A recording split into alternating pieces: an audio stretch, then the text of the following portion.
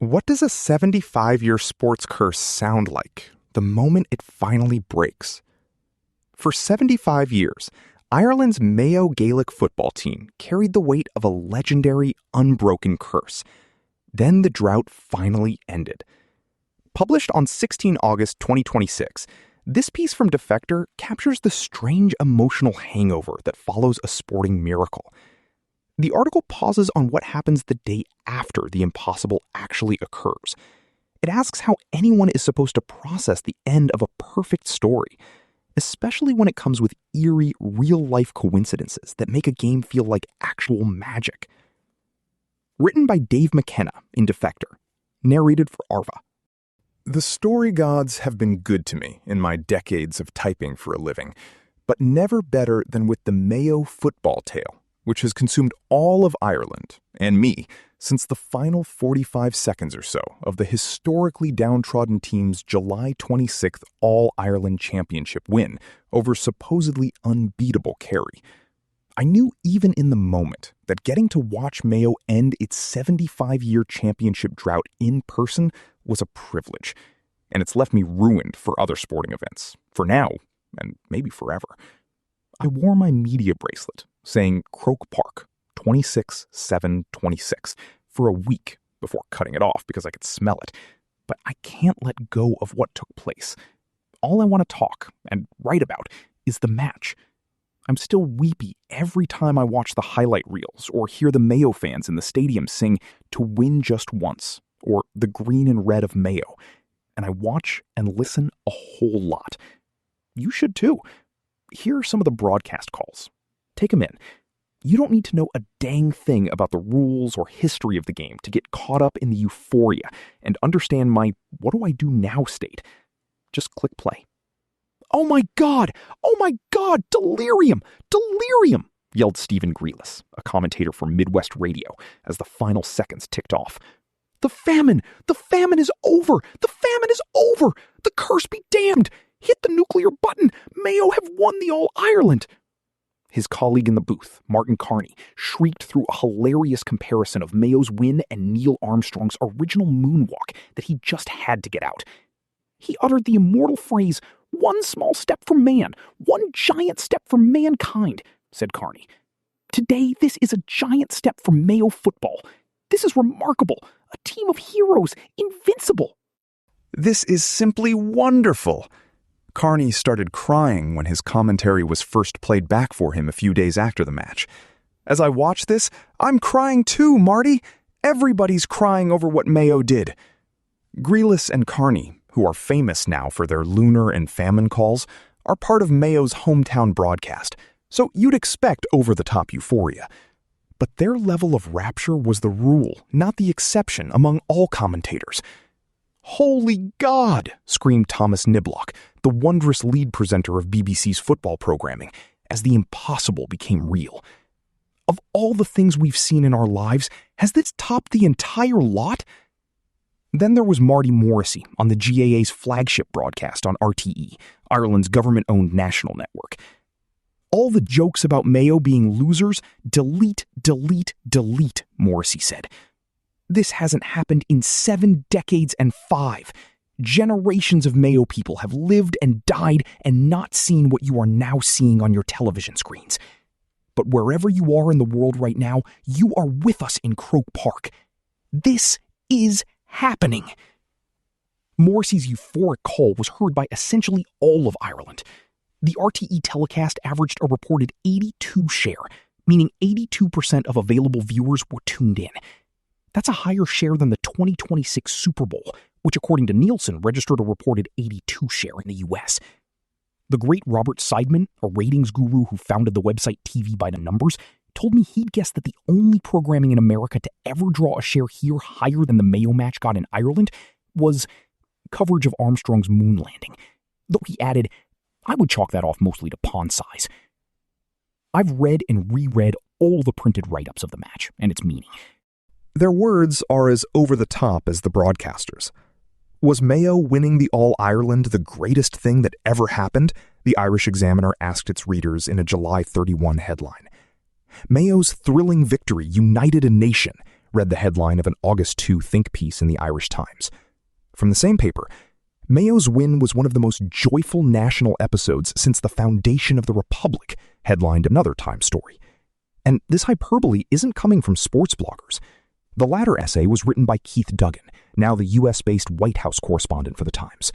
In a former life, Duggan was an acclaimed sports writer who authored House of Pain, the 2007 book that became the definitive work on the Mayo football team's standing as the biggest loser in Irish sports history.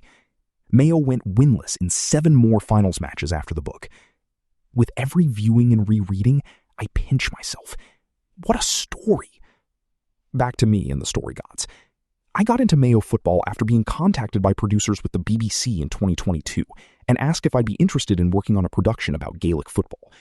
I'd been a recreational fan of GAA my whole life and had for years subscribed to a streaming service that brought hurling and football matches around the world. It's still the only stream I pay for. I still don't know why the BBC hired me, but I figured I was going to get a trip to Ireland out of it. I learned the project was a podcast about the Mayo curse, a legend that held the football team's horrific losing streak was due to a spell cast on the county after their 1951 All-Ireland Championship. On their way back home from Dublin, the story went, celebrating players drove through a funeral while riding in a bus or on top of a lorry, thereby peeving a priest in the town of Foxford, who decreed that the punishment for disrespecting the dead would be that Mayo would never win a Sam Maguire for as long as any team member was alive. Go to Mayo and look into it, said the producers. I was flying blinder than I liked when I got to Castlebar, the county town, in March of 2023. On my first night, early into a walk downtown, I came upon a supremely somber street scene, with men and women dressed in dark clothes lining both sides of a main street downtown and not saying a word. I figured it was some sort of protest or labor action, but when I asked a participant, I was told that they were all awaiting the arrival of a casket to a funeral home and that this was a show of respect to the dead. I'd never seen any equivalent funeral rite in the US, and the solemnity was fascinating and new to me. All I'd ever heard about was the allegedly rowdy Irish wake. Given the podcast topic, I felt professionally and culturally lucky to see firsthand how seriously the Irish take funerals. Now I get how a priest really could get peeved if drunk footballers made a mess of the ritual, or at least how a legend that this happened could take hold. And I'm not any sort of spiritual dude, but the level of serendipity got a bit eerie a couple days later. A podcast producer and I got lost while walking on those same downtown streets and carrying sound equipment. We were looking for Burns Pub, the oldest bar in town, where we'd scheduled a few interviews with Mayo football knowers. I asked a guy who happened to be walking by us on the street for directions, and as he pointed us to Burns, he mentioned that the pub was the prime hangout in Mayo for the football team supporters. So I said, yeah, we're actually here to work on a piece about the curse, and that perked him up and got him explaining the origins of the spell. He said it's all hogwash because funerals are a big holy deal in Ireland, and nobody would ever disrupt a funeral the way the legend holds Mayo footballers did back in 1951. And I said that makes sense to me now, because I'd just seen the aforementioned funeral scene on the streets of Castlebar earlier in the week and described what I'd encountered. My tale startled him. That was my father's funeral, he said. I think I heard horror movie music in my head at that revelation. What? And I run into you again? What are the odds? Then the sweet and friendly passerby, who I learned was a Castlebar native named Connor Waldron, got emotional telling us about growing up as a massive fan of Mayo football, just like his father, Billy Waldron, and everybody else in Ireland's most football-obsessed county. He said the desire to win just once had been a bond always shared between him and his recently departed father. Waldron also said Dad thought the curse was hogwash, just as he himself did. I agreed with him that, of course, all the curse talk is just foolish fun. Haha. But what's the deal with a foreign guy looking into the curse of Mayo randomly running into the son of somebody whose funeral he'd also randomly run into a few nights earlier and finding out everybody was bonded by Mayo football? We laughed at the coincidence binge. Then we set up a microphone and interviewed Waldron on the street. Fast forward to the fall of 2025, and I get an email from a Ruth Waldron from Castlebar. It says she's got to tell me a story that's been freaking her out for a few months. She had been driving in the city of Cork on the anniversary of her father's death, thinking about and missing her father, And in hopes of getting rid of the acute sadness, she turned on the radio to distract me from the sadness of day. She was expecting music, but instead flipped to BBC Radio, which was airing a podcast about Mayo football, which brought her back to thinking about her father. At about 4:30 minutes into the first episode, I heard my brother Connor's voice come through the car speaker, she said, saying, "There's absolutely no way Irish people would disrespect a funeral." Connor Waldron had never told Ruth about being on any podcast. Hearing him out of the blue talk on her car radio about funerals and Mayo football on the anniversary of her dad's death weirded her out so much she had to pull off the road and call her brother up. And in her email, Ruth attached a picture of her father at the 1951 All-Ireland finals in Croke Park. That's the last time Mayo won a championship. That's the game where the curse originated. Me reading that email and seeing that photo was the closest I'll ever get to that last scene in The Shining. Our dad would have loved this spooky occurrence, she wrote. Curse or no curse, let's hope Mayo brings Sam home soon.